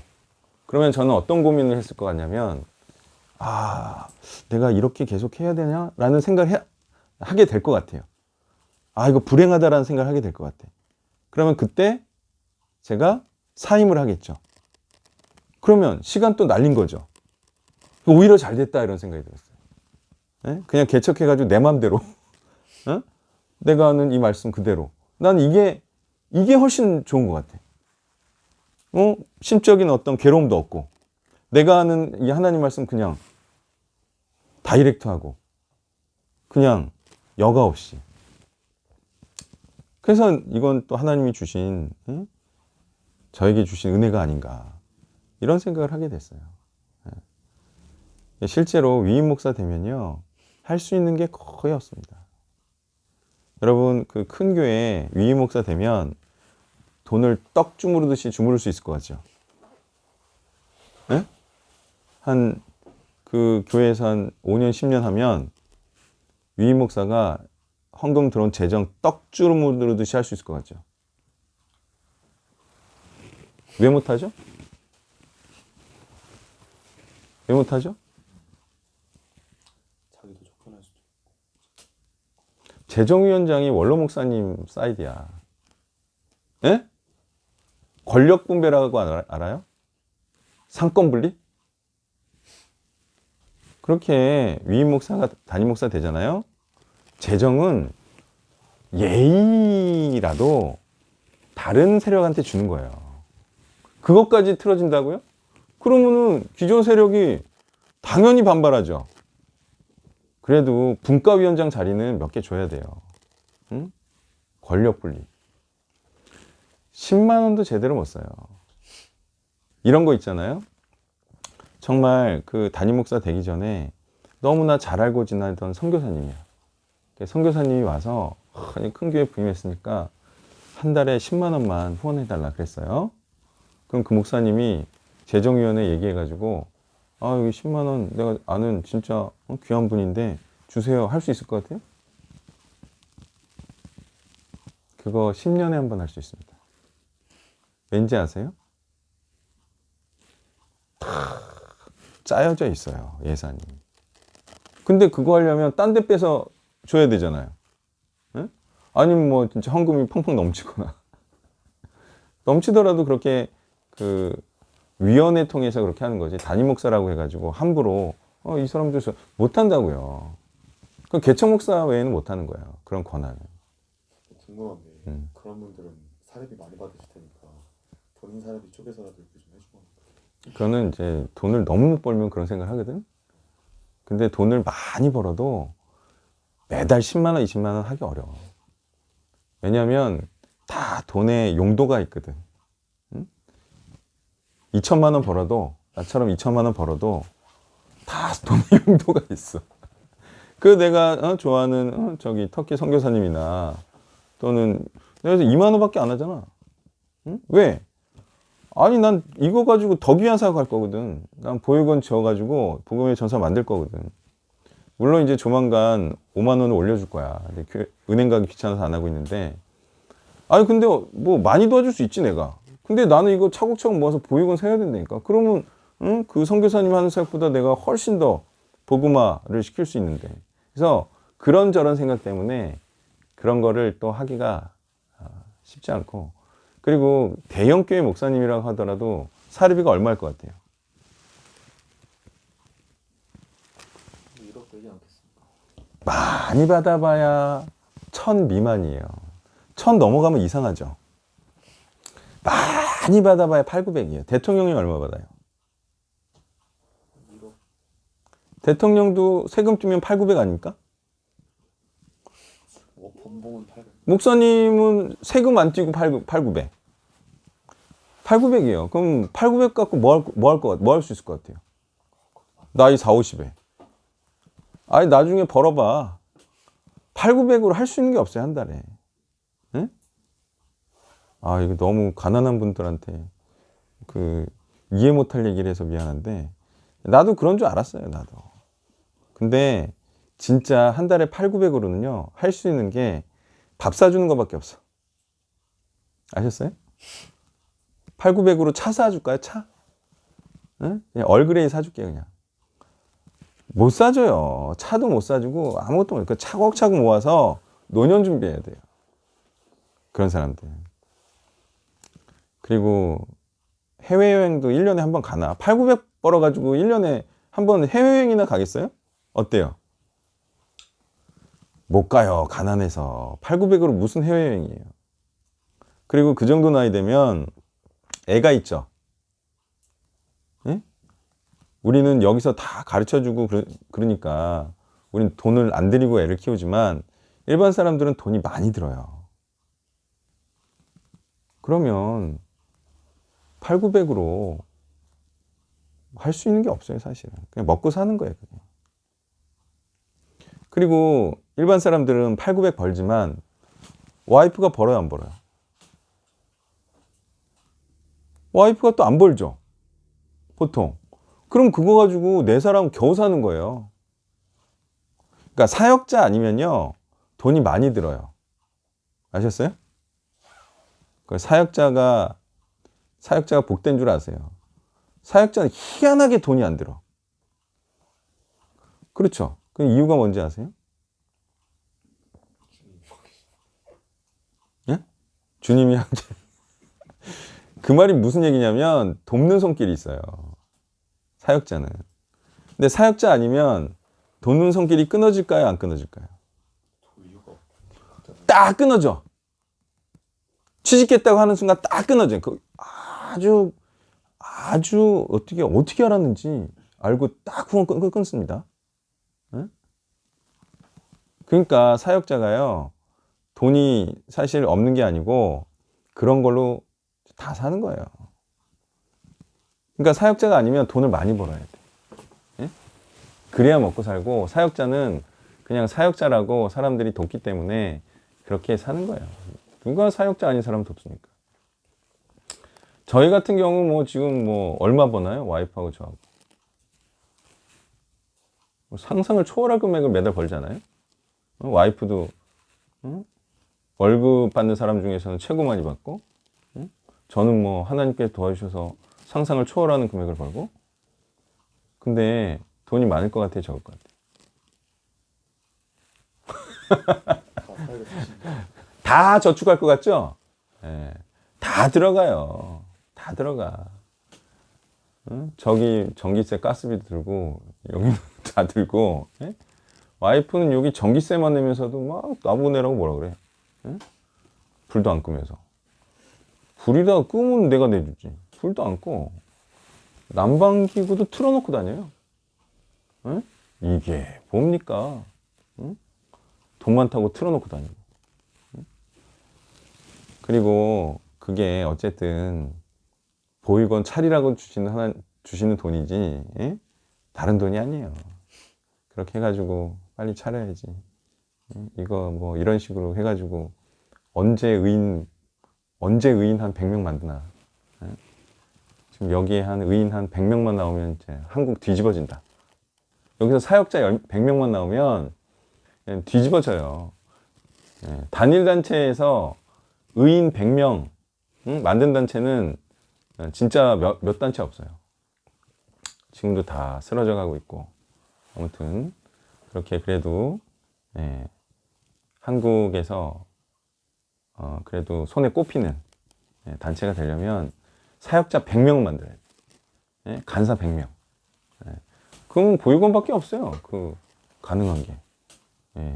이렇게 해가지고 100명 언제 만드나? 자, 그 다음 발표해 주세요. 저번 주 목요일장을 나왔는데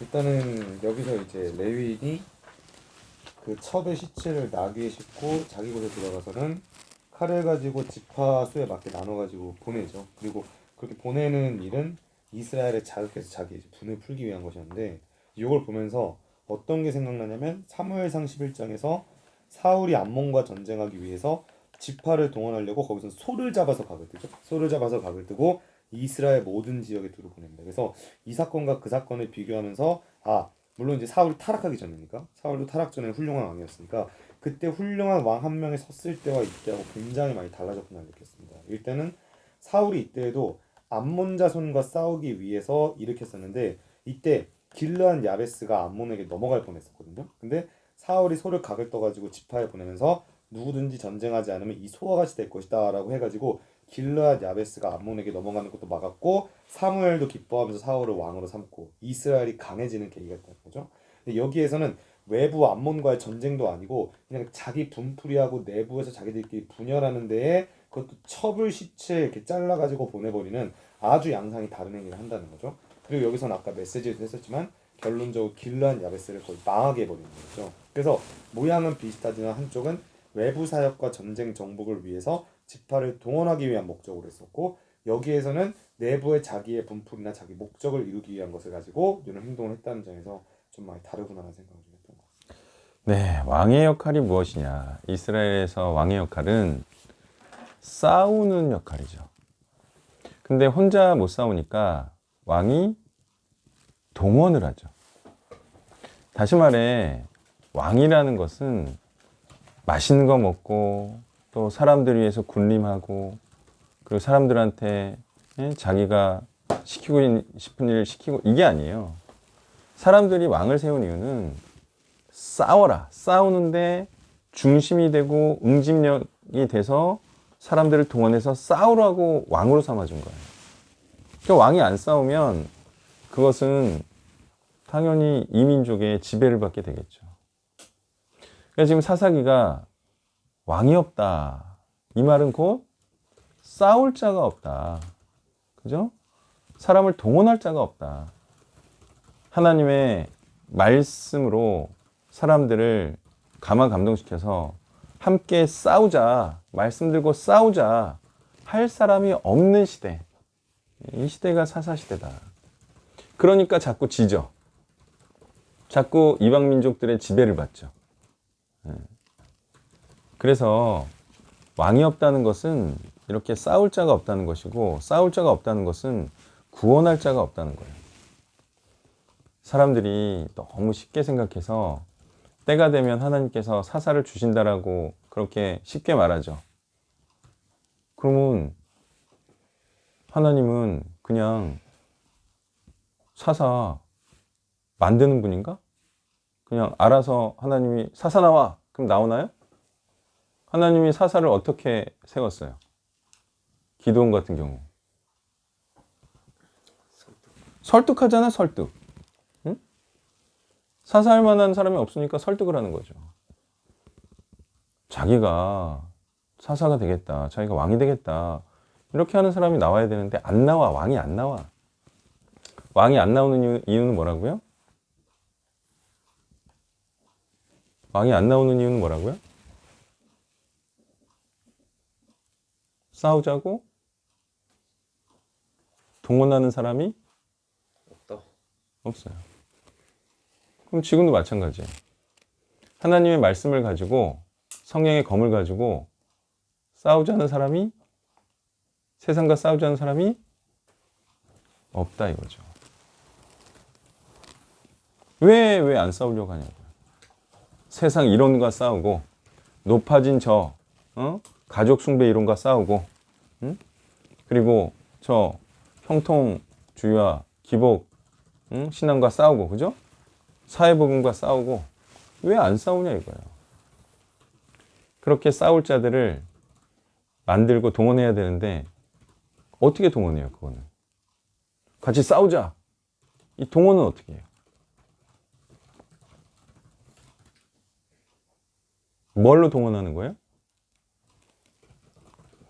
하나님의 말씀이 저 세상을 찌르고 이기자는 것이니까 말씀을 가르쳐야죠. 말씀이 이러니까 말씀대로 살자. 이렇게 해서 말씀으로 동원하는 거죠. 예, 사람들이 이게 싸우려고 안 해요. 제가 몇 번 말하지만 싸우려고 안 하는 이유는 뭐죠?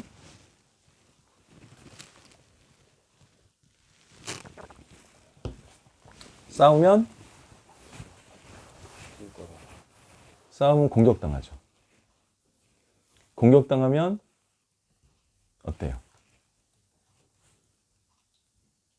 사람들이 댓글 보고 힘들어하죠. 저는 좀 댓글 좀 많이 싸우자고 달려들었으면 좋겠어요. 네? 그러면은 저는 그냥 너무 행복할 것 같아. 왜냐하면 저는 싸우려고 태어났거든요. 내 말씀으로 조져드리지. 사람들이 힘든 걸 싫어해요. 어떻게 힘든 걸? 정신적으로 힘든 걸 싫어해요. 괴로운 걸 싫어한다 이거죠. 그래서 싸우지 않으려는 거예요. 지금 우린 지금 영적인 싸움인데 진짜 죽지는 않잖아요. 그럼 뭐예요? 영적인 괴로움을 견디지 못한다. 그래서 싸우지 않으려는 거죠. 정말 천상 싸우지 않는 사람들 있나요? 천상. 그 사람들 왜 그런지 아세요? 안 부딪히려고 그러죠. 그 사람들 왜 그런지 아세요? 제가 옛날에 그런 사람이었었는데 돌아보니까 그래야다가 피해가 안 보니까 피해가 안 보고 욕도 안 먹고 또 욕도 안 먹고 적도 안 만들고 또 어쨌든 마음이 힘들지 않고 그러니까 영적인 싸움을 하지 않으려는 자들은 그거는 자기 편하려고 하죠. 그러니까 하나님을 위한 마음이 없어요. 하나님을 위한 마음은 세상의 높아진 이론을 자꾸 낮추고 깨려고 하고 그죠?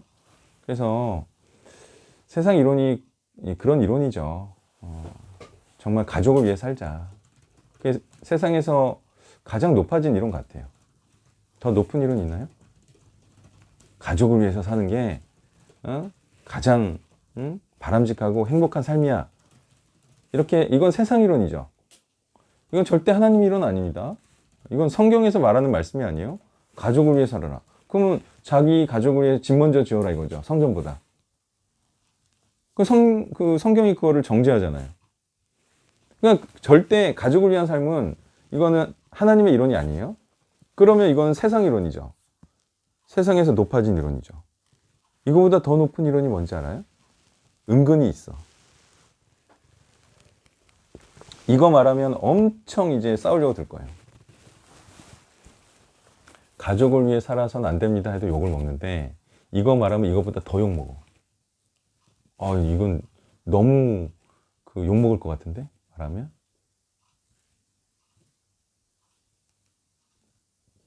먹고 사는데? 네? 네?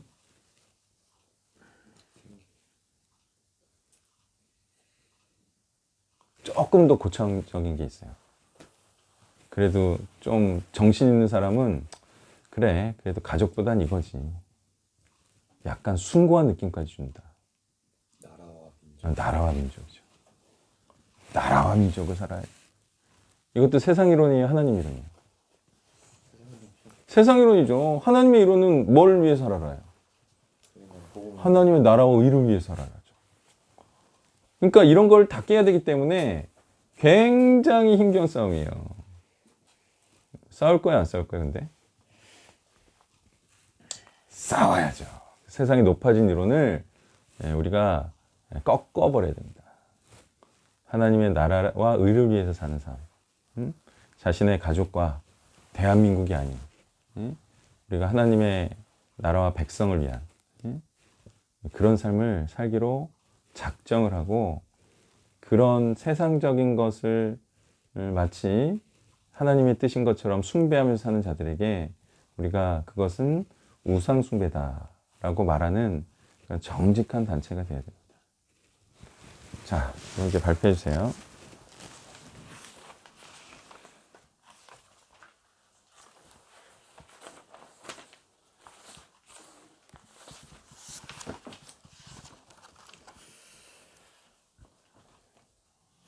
화요일자. 네. 사사기 21장 24절 생각했습니다. 자, 이제 이 모든 일을 다 마무리하고 이제 각자 기업으로 자기 집으로 돌아간 거고, 거기서 이제 이 이후로, 그러니까 저는 궁금했던 게 이게 사사기 초기에 있었던 일로 보이거든요. 근데 사사기의 어떤 전체적인 400년간의 역사를 보면 잘 모이질 않는 거잖아요. 근데 요때만 많이 잘 모였던 거지, 그 이후로는 각자 뭐 플레이고 각자 지파에서 사사가 일어나서 활동하고, 드보라가 바락을 불러 그거 빼고는 거의 각자 플레이했던 거죠. 그러니까 모이지 않았다는 거죠. 그 지파들이 분열됐다는 것이고. 근데 그 힌트를 여기서 주는 게 아닐까 생각이 들었습니다. 그리고 여기서 예전에 가나안을 정복하던 그런 시대에는 계속 연합하고 끈끈한 형제가 있었고, 서로 다른 지파를 위하는 그런 마음이 있었다면, 어느 정도였냐면 요단 동편에서의 지파들도 같이 싸우고 다 전쟁이 어느 정도 끝난 다음에 돌아갈 정도로. 근데 이거는 그것과 전혀 다른 상황이었다는 거죠. 그래서 모여가지고 정말 의를 위해서 싸우지 않으면 그 연합은, 그 끈끈함은 점점 없어진다는 것이고, 오히려 모여서 정말 하나님 뜻과 대치되는, 뭐 죄를 같이 짓고 그러면은, 그러고 나서 각자 세워졌을 때 그 같이 모여서 했던 그 사람들에 대한 생각이 어땠을까? 그냥 서로 뭐 이렇게 잊어버리고 싶은, 기억하고 싶지 않은 그런 이제 관계였다는 거죠. 그러면서 점점 이렇게 이스라엘은 그냥 지파별로 분열되고 각자 플레이로 갔을 거다라고 생각을 했습니다. 네, 이게 이제 모이기가 어렵잖아요. 한데 모이면 이게 힘이 생기고, 그리고 어쨌든 뭐 이방 민족을 치기에도 너무나 손쉽고, 그런데 이제 모이지를 않아, 사람들이. 근데 이제 모이자고 할 때도 이런 생각 때문에 모이자고 하기 어렵죠. 이 생각이 뭐예요? 모이자! 응? 뭉치자! 근데 이게 뭐 그냥 하룻밤 모이자는 것도 아니고, 응? 모여가지고 뭐 몇 달, 응? 이렇게 모이자는 거잖아요? 이렇게 모이자고 말하기가 미안해. 왜? 그래서 뭐 할 건지. 다 그냥 자기 일 하고 있잖아요. 바쁘게. 응?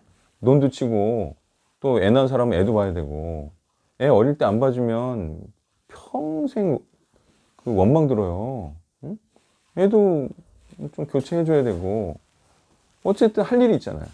논밭에는 또 손이 갈 일도 너무 많고, 비닐하우스 있으면 그 때마다 또 뭐 온도 체크도 해야 되고, 그죠? 누가 해? 장정을 부르면 미안하죠. 못 부르는 거야. 그러다 보니까 이제 사람들이 안 모이기 시작하는 거예요. 이것도 자주 모여야 그 모이는 어떤 그 노하우가 생겨가지고 이렇게 좀 비닐하우스도 어떻게 좀 이렇게 좀 오랫동안 유지할 수 있게도 하고, 또 사람도 좀 이렇게 쓰면서 없어도 될 만한 시스템을 갖추는데, 그게 이제 가끔 모이니까 너무 부담이 되는 거예요. 저는 그 사람들이 코로나 걸리면 굉장히 타격이더라고요. 난 나만 타격인 줄 알았어. 그런데 하나님의 일을 하니까. 그 사람들은 그냥 먹고 사는 일을 하다가 잠시 쉬는 건데 왜 이렇게 타격일까 했더니 알고 보니까 타격이더라고요, 그게. 응? 왜? 그들도 다 중요한 자기 일을 하니까. 그러니까 이게 모이라고 하면 다 나름은 중요한 일을 하고 있기 때문에 잘 안 모이는 거예요.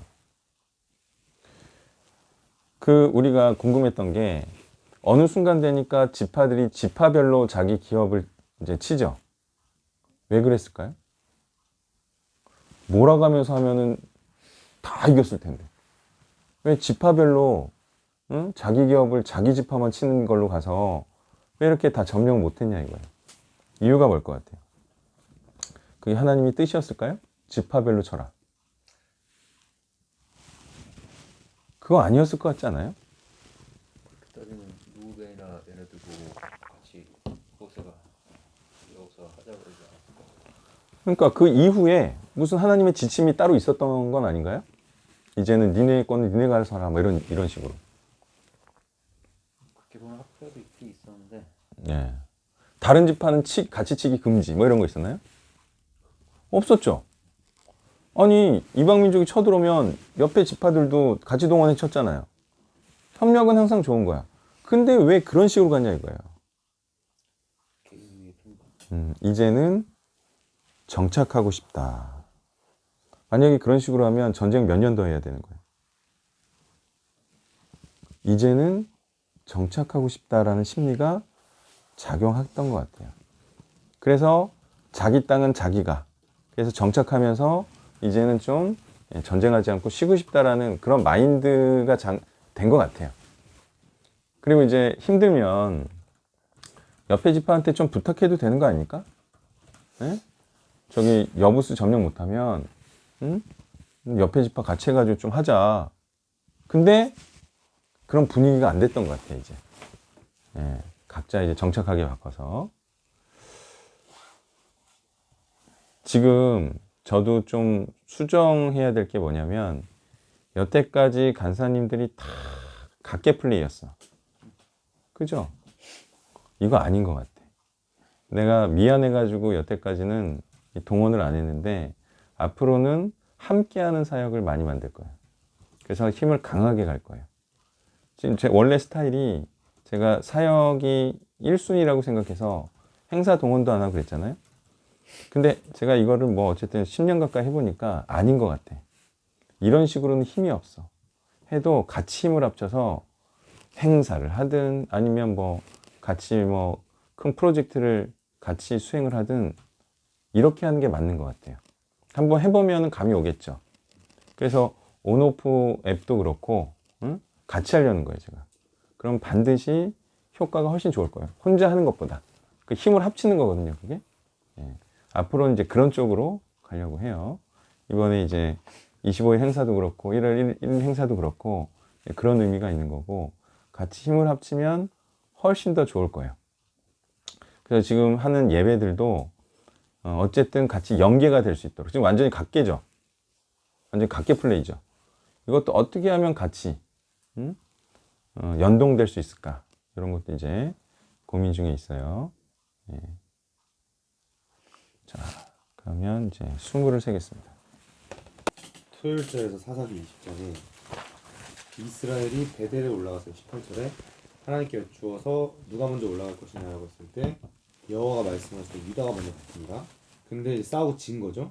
그다음에 이스라엘 자손이 올라가서 여호와 앞에 울면서 여쭈어서 또 이제 여호와께서 말씀하셔서 올라가서 치라 해서 또 나가는데 또 지더라는 거죠. 그래서 이걸 보니까 하나님이 이스라엘 백성 한번 너희도 마음대로 해봐라라고 좀 내버려 두시고 작정했다는 좀 생각이 들었는데 비슷한 사건이 민수기 신명기에 보면은 이스라엘 백성들이 가나안 땅을 앞두고 이제 하나님이 치라고 하시죠. 근데 신명기에 보니까 이스라엘 백성들이 정탐해달라고 자꾸 해가지고 하나님이 이제 정탐 허락하시고 그 정탐한 다음에 결국 여리고성은 그러니까 가나안 거민들은 크기 때문에 못 들어간다라고 했다가 완전히 멸절당하더라고요. 근데 두 사건의 공통점은 하나님이 뭔가 응답을 하시거나 원하는 대로 해주셨다라는 것인데 둘 다 결론적으로 망하는 길로 갔다라는 거죠. 그래서 이런 것처럼 기도 응답처럼 보이는데 사실은 망하게 가는 기도 응답, 즉 하나님이 응답하는 척 하시면서 한번 망할 때까지 망해봐라라고 내버려 두시는 그런 순간이 있기 때문에 단편적으로 기도 응답 지향적인 신앙생활에 따라 큰일 날 수 있겠다 생각을 했었어요. 이스라엘이 왜 졌죠? 나오나요, 이유가? 베냐민 지파를 당연히 이겨야 되는 거 아니에요? 이 지금 상황에서? 근데 이유도 없이 두 번 지죠. 이유가 있다는 거예요, 없다는 거예요? 이거 있다는 거. 성경이 말을 안 해줘요. 대놓고는 말 안 해줘요. 다 알 수 있지 않나요, 지금? 왜 졌는지? 왜 졌어요? 패배의 이유는 하나밖에 없다 그랬어요, 제가. 패배의 이유, 그건 뭐예요? 죄가 있으면 지는 거죠. 순종하는 자는 승리하는 거고. 이스라엘에게 지금 죄가 있어요, 없어요? 있죠. 예. 뭐 점령하지 못한 땅, 그러니까 불순종을 행했고, 그리고 섞여 살면서 우상 숭배를 행하고, 또 이방 여인에게 아들을 주고, 그죠? 그런 식의 불순종을 행했잖아요. 그 우상 숭배가 이제 이스라엘 파고들었죠. 그 진멸하라는 그 순종을 행하지 못해서. 그러면 하나님의 입장에서는 이게 그 이스라엘 입장에 생각하면 당연히 이겨야 되지만 하나님의 입장에서는 꼭 이기게 해야 되나요? 어차피 뭐 죄인인데, 어차피 우상 숭배하는 애들인데 누가 이기든 큰 상관없어요. 네. 근데 베냐민이 워낙에 더 죄인이니까 뭐 이스라엘이 이기게 하셨겠지만 하나님 입장에서는 이게 다 같은 죄인의 무리예요. 그럼 뭐 굳이 뭐 이스라엘이 꼭 승리해야 될 이유가 있어요? 의로우신 하나님이? 의로운 자만 이기게 해주신 하나님이, 그죠? 그러니까 이제 객관성이라는 것에 있어서 이스라엘은 착각하고 있는 거예요. 충분히 사람들이 비교적 의롭다고 해서 자기가 꼭 승리해야 된다고 생각하는 사람들이 많이 있습니다. 특히 사회적으로 의로운 사람들 있죠. 무슨 사회단체들. 자신들이 반드시 승리할 것을 믿는다요? 응? 자기도 하나님의 의도 모르면서 성경이나 한번 봤나? 응? 그 사회운동한 사람들 굉장히 의로운 것처럼. 응? 정의당. 성경 아나요? 우리 심상정 씨? 보면 연락 주시고. 응? 일산에 한번 내가 갈 테니까 한번 불러만 주세요. 의를 알아요? 의를? 정의를 알아요, 그분이? 하나님의 말씀도 모르고. 그렇게 본인들은 정의로운 줄 알고 뛰는데 승리를 하지 못합니다. 하나님의 의를 가진 사람만, 소위 복음을 아는 사람만 승리하는 거예요. 자, 이런 승리를 뭐라고 부르냐면 단기적 승리라고 해요. 단기적 승리. 단기적 승리가 승리입니까? 아니죠. 그러니까 단기적 승리는요, 그 사람이 의롭다라는 표식도 아니고요, 그 사람이 하나님께서 도우시는 사람이라는 뜻도 아닙니다. 근데 세상 살다 보면 마치 자기가 승자인 것처럼 그렇게 하는 승리가 있나요, 없나요? 뭐 다 있지, 그거야. 뭐 누가 대결해서 승리 안 해본 사람 여기서 어디 있어? 근데 그게 하나님께 도우신 건가요? 그건 죄인들끼리 그냥 이기고 지고 하는 거예요. 그걸 가지고 뭐 하나님께서 승리해 주셨다. 그거는 자기만의 착각이고요. 하나님께서 하게 해주신 승리는 하나님의 의로운 복음을 들고 죄인들을 치고 의인을 만들려고 하는 그런 전쟁과 싸움에서만 하나님께서 승리하게 하시는 승리가 되는 거고, 그래야 그게 영원히 남는 승리가 되는 거죠. 또 발표해 주세요. 그래서 저는 유다를 선택하신 게 지금 유다가 베냐민과 가장 가까운 위치에서 있어서 그렇게 하신 게 아닐까 생각을 했었습니다. 가까운 지파니까. 가깝고 이제 유다가 베냐민과 같이 싸우기도 하고 그랬거든요. 1장에 보면. 네. 그런 취지라 이제 하나님이 그 유다는 베냐민을 잔혹하게 하진 않을 것 같은 그런 마음이 있지 않으실까 한번 생각하는 생각을 해봤습니다. 근데 이건 뭐죠? 유다 먼저 가라고 해놓고 저기 지는 건 뭐죠? 이건 하나님께서 왜 그러셨을까요? 못 풀었습니다. 네? 거의 못 못 풀었죠. 예. 저도 이거 생각 안 해봤는데 그냥 아무나 말한 거 아닐까요? 무슨 상관이야 이게? 뭐 어차피 뭐 니네들끼리 알아서 싸우고 지는 거 뭐 그죠? 별 의미 없잖아 이거. 이제 굳이 풀어본 게 어거지로 풀면은 이제 유다가 그러니까 좀 덜 이렇게 열심히 싸우지 않았을까. 덜 열심히. 예, 그러다 죽잖아요. 예, 죽죠 그래서. 그러면 베냐민 살기로 싸우고. 아 그래서 졌다. 지게 하시려고. 뭐 하여튼 뭐 이거는 좀 하나님한테 물어봐야 될 것 같아요. 누가 물어보고 알려주세요. 네. 자, 숨을 세겠습니다. 네, 기도가 마치겠습니다. 하나님 감사합니다. 말씀으로 하나님의 뜻을 알게 해주셔서 감사합니다. 우리가 이 말씀의 길로 살다가 한 명의 의인을 만들더라도 이 말씀을 포기하지 않고 오직 말씀으로 사람을 양육함으로 하나님께 헌신자로 올려드리는 이 귀한 사역에 우리의 모든 것을 드리기를 하나님께 약속드리며 이 모든 말씀 예수님의 이름으로 기도했습니다. 아멘.